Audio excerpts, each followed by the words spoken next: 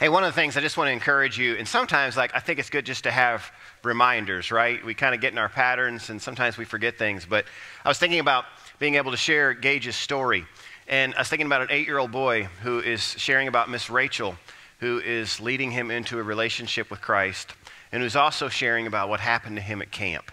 Part of what I think we hope as Crossbridge is that what happens on that side of the wall, right?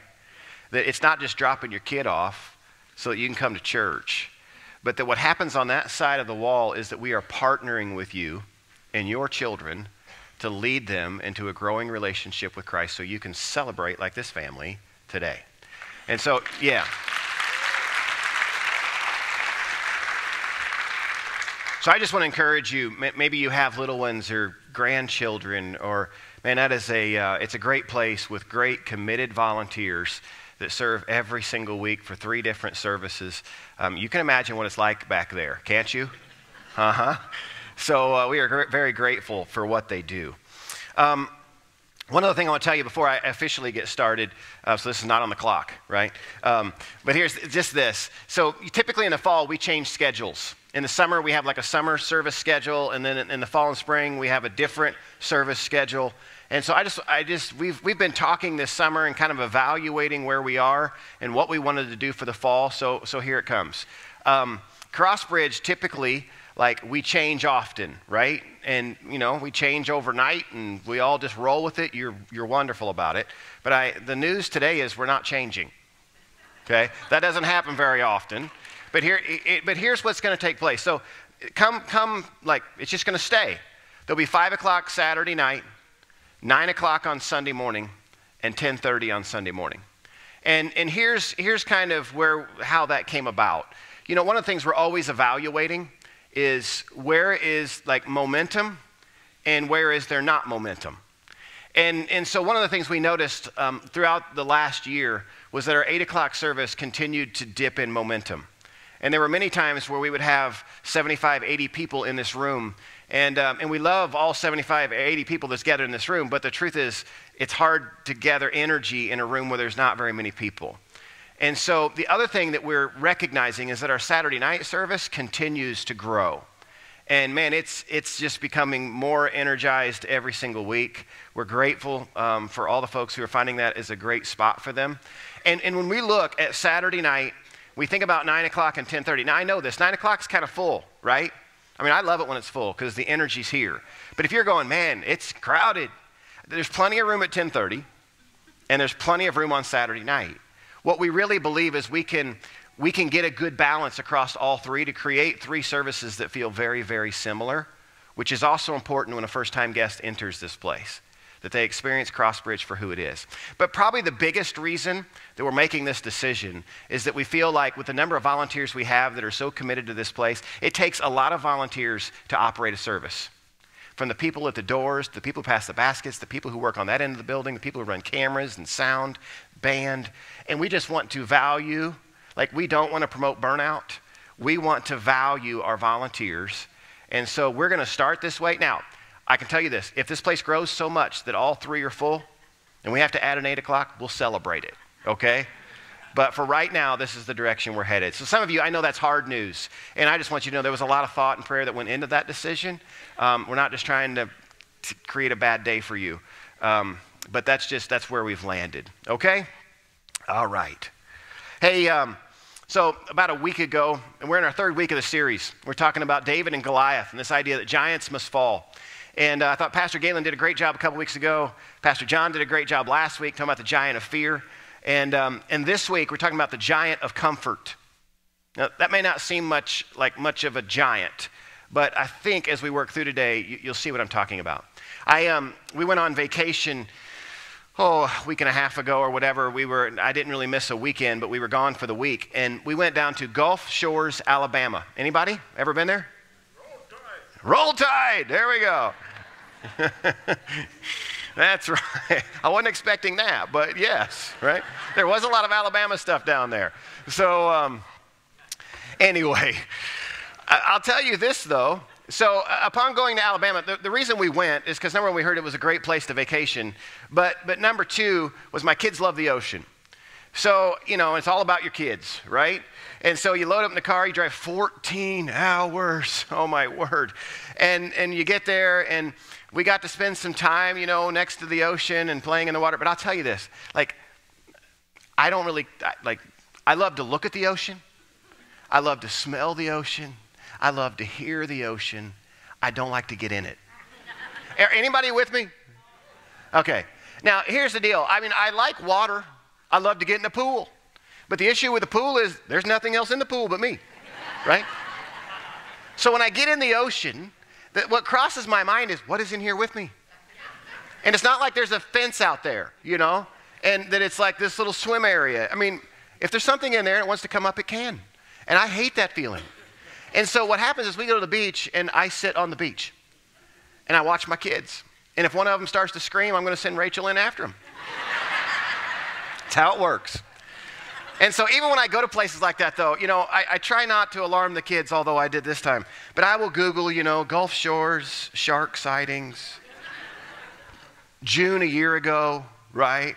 I'm like, oh boy, I hope he's not circled around. It's like a yearly thing, right? Or like I read, July and August, heavy jellyfish time, So then I'm reading, what do you do if you're stung by a jellyfish? And then I'm like, ooh, I'm not doing that, right? Right? And so, and finally, my kids, they know that I don't really like the water. It's probably when I was a kid, I watched Jaws, right? And my wife would say, what's the chances, Kevin? What's the chances? People swim this thing every single day. What's the chances that a shark is going to come up here? And I'm like, that's what the guy said who's missing an arm now, I'm sure, right? It happens to somebody every once in a while. And so all this being said, my kids are out playing, and Rachel's out there in the water. Somebody's got to watch the cooler. So, I'm protecting things. But eventually, I go out, and I'm kind of hanging out to here because I can see here. And they're like, hey, come on. They're kind of taunting me, And so I'm like, I'm trying to be big. And so I'm like, I go out there, and I'm swimming around. The first time I feel a little minnow, right? The reality is I swam for about 10 minutes, and I'd had enough, right? And but I'll tell you this, there are times, for the sake of our kids, for the sake of whatever, we work through our feelings of discomfort, right? We work through our mental capacities to say, I'm really not comfortable with that, but I'll do it anyway, right? I'd actually coached my kids. I said, no kidding. I was having fun with them. I was like, Tamara, if a shark comes, number one, you hit it in the nose, right? But if it actually bites your arm, just hang on to him on the inside and bring him out up on the bank and just slam him on the bank, right? She didn't think that was very funny. I think about comfort. Comfort, so why is it a giant, right? Because comfort and obedience, they collide. We are designed to be people who like to be comfortable. We don't like to venture in the uncomfortable. But oftentimes, this, that when God speaks in your life, that a lot of times he's challenging you about things, and he's challenging you to walk out into the uncomfortable. And so then you have to decide, is my comfort number one, or is obedience number one? And we know our default, normally, is to pick comfort. And so that's what leads us into this conversation today. There's a couple quotes I want to read you. It says, I know how people can struggle with any number of overtly horrible things, but sometimes it's not the overtly horrible things that kill us. Comfort ends up doing us in. The second quote, which I thought was really good, it says, comfort is perhaps the scariest giant of them all. It's so subtle in its deception. It's the giant that causes us to miss the very best because we've settled for something good. Comfort says, oh, it's good. When oftentimes I think what God wants to say, man, it's good, but if you'll follow me, you can experience my best. I want to talk to you about the story of David and Goliath, right? And we've been on it the last 2 weeks. We're going to be on it for the next couple weeks. And that story, maybe you're freshly new here. You've walked in the place for the first time. Maybe you don't have much background in the Bible. Hey, that's okay. You're always welcome here. And we're going to do our best to talk to you about the Bible in a way in which is completely understandable, all right? But this story, here's kind of the Cliff Note version of the story, right? There were two armies. There was the Israelite army and the Philistine army. They were both on like two hills with a valley between them.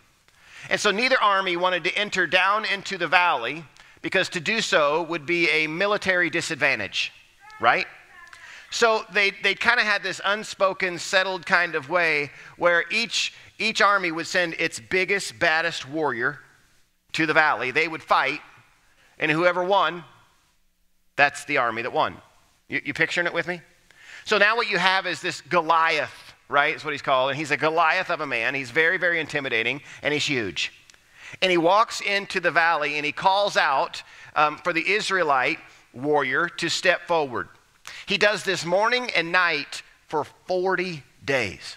He taunts them. He steps out. He says, hey, send out your biggest, baddest dude and meet me in the valley, and I'll take your head off, right? And every day, morning and night, the Israelites hear this, and no one steps forward. But then all of a sudden, as Pastor Galen mentioned, there's a young boy who shows up bringing bread. Galen classified him as like a Jimmy John's delivery boy, okay? That's what my youth pastor does, right? He classified him as a Jimmy John's delivery boy, and he shows up, and all of a sudden, he hears what's going on, and he raises his hand, and he says, I'll go.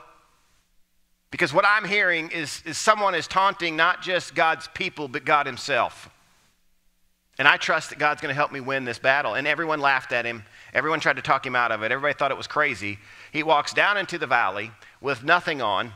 He takes his sling. He puts a little rock in it, and he flings it at the giant, hits the giant in the forehead, and he falls with a thud. End of story, right? And I think about this story, and I think David showed up, and he did, probably in a day and a half, what an entire army couldn't get done in a month and a half, right? Now, let's just talk about this. How do we, with the help of Jesus, overcome the comfort, the giant of comfort? So I just want to talk about a few of those things. The first one is this. I think we move forward. We have to be committed to moving forward even when it's uncomfortable. That's encouraging, right?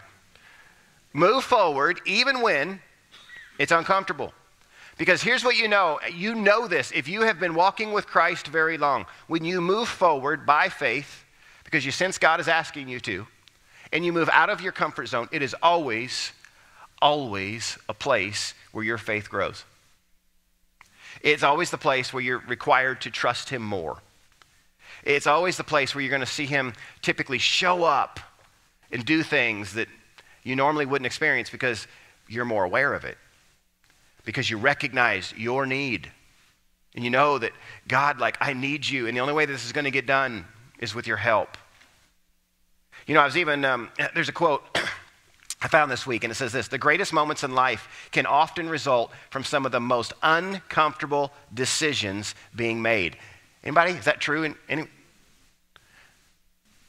Nothing worth having comes without a cost. There's truth in that too, right? I was thinking about even our folks who are running the marathon. Anybody running the marathon this year for Team World Vision? Yeah, got some back there, some across the room. Give them a hand, would you?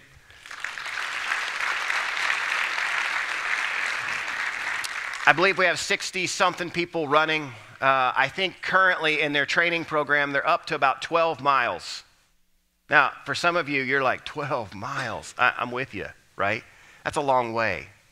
And I think yesterday the mileage was 12 miles, and then next week it'll go to like 14, and then it keeps working its way up. It'll get to 16, it'll get to 18, it'll get to 20, and then it like all shuts down because, you know, the marathon, you got to save everything you got for the 26.2, right? I think back in my own life about this time last year when I was doing the 10 and the 12 and the 14, and I remember when I would get done thinking, oh my word, I'm going to die. And then it was so discouraging because I would think, 12 miles, I just did 12 miles. Now I've only got to do all of that again plus some, right? To be able to get this done at the 26.2. There was so many places I wanted to quit. But I'll tell you, I mean, I look back at my life and I look at what the Lord helped me to accomplish for the sake of clean drinking water, our whole group, right? What God did with us as a group, as a church. But I also look back just as a personal moment in my life, and I think I'll always remember that day when I accomplished 26.2. I'm not saying I'll ever do it again. but I'll remember that day. But it didn't come without a cost. It came with a severe cost, but the greatest moments in life often result from some of the most uncomfortable decisions being made.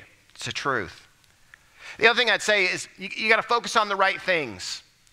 You know, we know this, or maybe some of you know this, but many people who have been around the Bible very long, the greatest commandment in the Bible is to love the Lord your God with all your heart, soul, mind, and strength. And the second is to love your neighbor, okay? And so everything else, it functions around those two things. You could read the Bible through that lens. I read 1 Samuel 17, and just listen to this, some of the words of David. Who is this pagan Philistine anyway, that he's allowed to defy the armies of the living God? He goes on in verse 45, it says, David replied to the Philistine, you come to me with sword, spear, and javelin. I come to you in the name of the Lord of the heavens' armies, the God of the armies of Israel, whom you have defied. What I love about David is it would have made perfect sense that David would have showed up and David would have said, hey, I got this, send me, this is all about me. I may look small, but I'm tough and I'm going to get it done. Everybody, just watch, here we go. That was not David's attitude or heart. The reason David went, the reason David was confident, the reason that David was this little boy who basically could get this done is because he believed that his God was going to help him. And he believed that he wasn't doing it for himself and for his own fame. He was doing it because every time he heard that taunt, he recognized that the giant was taunting not him, not just this army, but was taunting and defying God himself. And it got under his skin. And I picture this, right? See, think about this. Comfort says it's all about us. You listening? If we're focused on comfort, it's all about us. If all I'm concerned about is comfort in my life, it's all about me.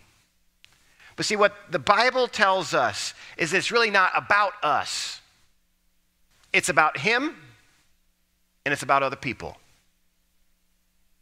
That's hard, right? Because, again, default mode for most of us is that it's about us. Default mode for me is it's about me. But if you read the Bible, the challenge will always be that God says, make it about me and make it about other people.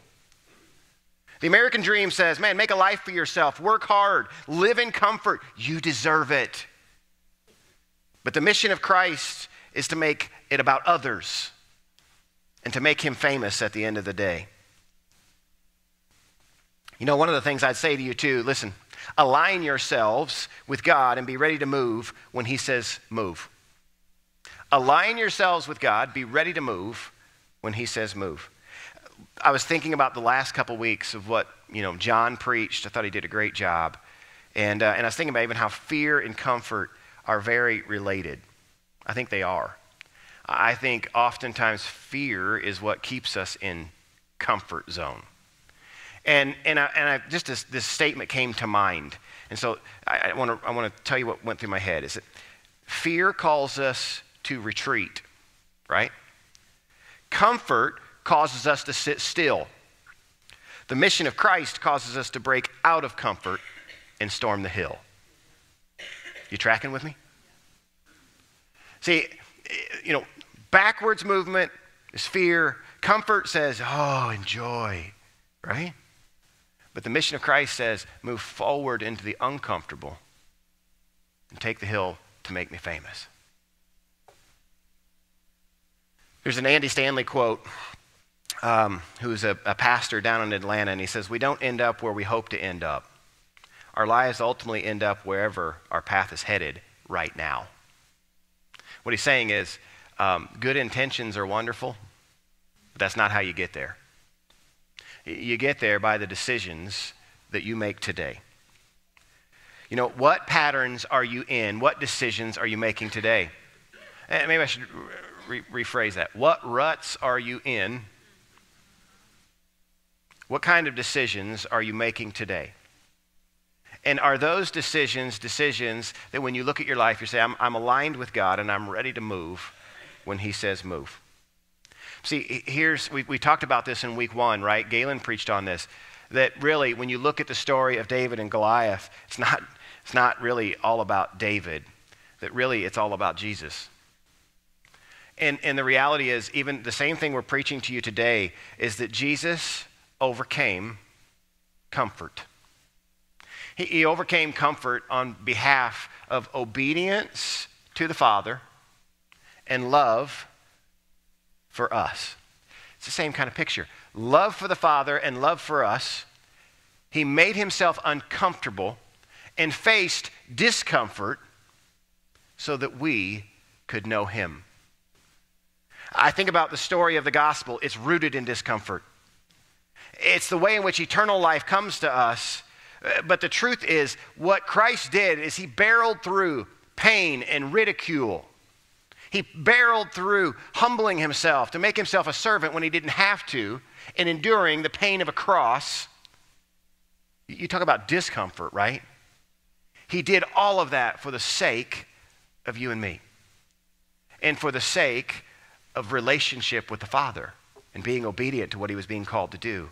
A couple passages that I think are really hard passages to hear but ring true for us. If you refuse to take up your cross and follow me, you're not worthy of being mine. If you cling to your life, you will lose it. But if you give up your life for me, you'll find it. And then I love, it kind of speaks to the comfort of Jesus, right? In Matthew chapter 8, Jesus replied, "Foxes have dens to live in and birds have nests, but the Son of Man has no place to lay his head." Can you hear it? The final thing I want you to picture with me is that life is short, but God is big. Now, I'm going to take a little liberty here, but I'm just going to tell you what I see in the story. So here's what I see in the story. You get this little David bread boy who shows up, and all of a sudden he hears this Goliath of a man who steps down in the valley and who's taunting the army.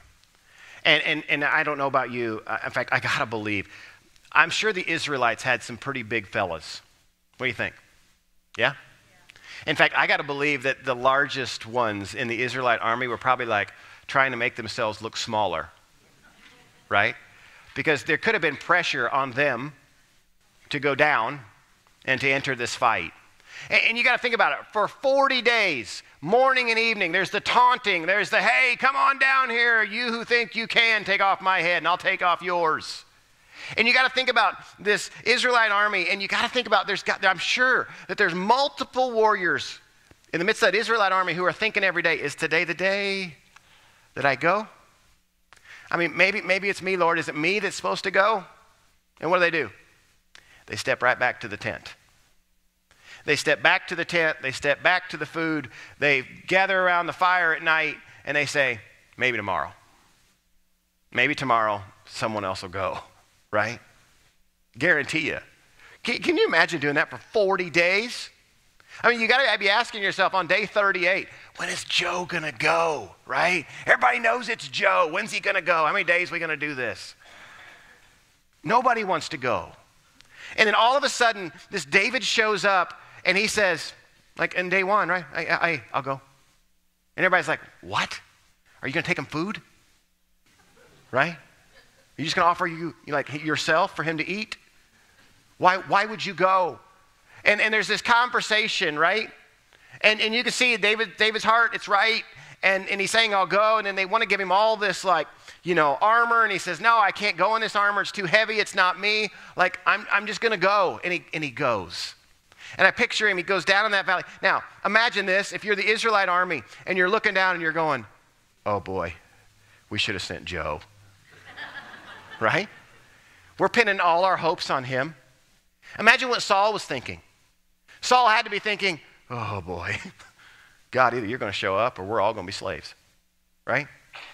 And I mean, it's just this incredible picture. And you get David who goes down into that valley. He puts a stone in that sling. He flings it. It hits with a thud in the middle of the forehead, and it drops the giant. Now, imagine with me. If you're the Philistines, you're going, like, the greatest upset of all time just took place. If you're the Israelites, you're like, right? You're stunned. And then, like, the dramatic part of the story, and And I mean, I know like, it's not PG, but the dramatic part of the story is that David takes that sword and he swings it and he chops the giant's head off, right? Now, some of you are like, ooh, right? That's my favorite part of the story. That's my favorite part of the story because here's what I picture. I don't know that he did this. It doesn't say in the Bible, but I can picture it. I picture that moment, David swung that sword. He chopped that head off. He was thinking about what God had just done. He picked that head up by the hair, and he turned around and he faced his whole Israelite army and he went, ah. Can you picture it? I mean, some of you are like, I don't want to, right? I mean, if that would have been me, I'd have been going, ah, right? And then I'd have tossed it at the Philistines, right? Picture that with me. But see, in that moment, I want to tell you something. My guess is, in that moment, every other Israelite who was standing up on that top of that mountain, hill, was thinking, I should have been the guy. I wish I was the guy. I wish I was the guy who would have, on day 37, left the tent, marched down in the valley, believing my God was big enough to get it done, and I'd have been the one holding that head. Sometimes, right, it is so hard to leave our comfortable place and do the uncomfortable thing. Here's what I want to tell you. Our God is a God who pushes through comfort and has conquered comfort for the sake that we can too. In fact, our God is a God who not only came on mission to be obedient to the Father and to love people, but upon his departure said, I want you to be on mission too. In fact, I'm going to send you my Spirit, and my Spirit will empower you that you will be on mission leading others into a relationship with me. He didn't say, like, this is only for the, like, extremely qualified. He was saying it's for all my believers and all my followers, that you would go and that you would share this message. You know, I don't know what is holding you back. I don't know what place in your life. Here's what I trust. Every time I preach to you, I trust that God connects it to you and your story. I think his Spirit is big enough to do it, and I've seen it across the years. It's exactly what he does. He has a way of being in this place that he can communicate 300 different ways to exactly where you live. And my guess is there's a place in your life where you know you've chosen comfort over obedience. You've settled for good instead of God's best. You've settled for the good thing instead of the God thing. And I'll tell you, man, if you will just move out and trust him, if you will take a step, you will not regret it.